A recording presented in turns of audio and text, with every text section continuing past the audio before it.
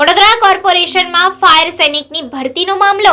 વડોદરા શહેરમાં ફાયર સૈનિકની ભરતીનો મામલો. 11 મહિના પહેલા ફાયર સૈનિક માટે લેવાતી હતી પ્રેક્ટિકલ પરીક્ષા.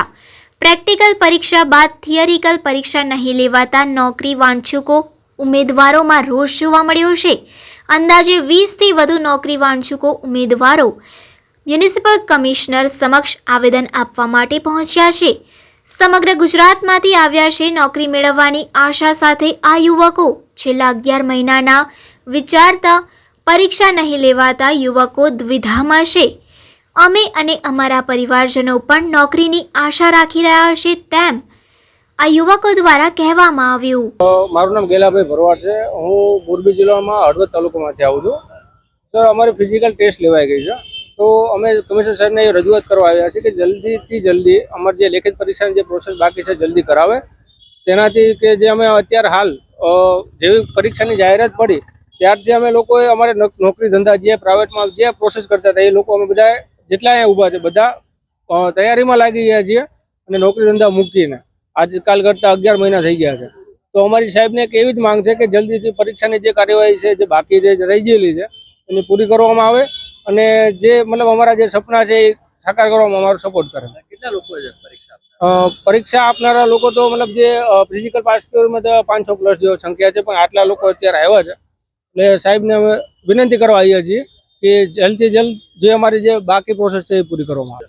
વડોદરા મ્યુનિસિપલ કોર્પોરેશને અહીંયા પરીક્ષા લીધેલી જાહેર ક્રમાંક 1069 અહીંયા 2024-25માં અને 11 મહિના થઈ ગયા તેમને પ્રેક્ટિકલ અહીંયા લઈ લીધેલું છે.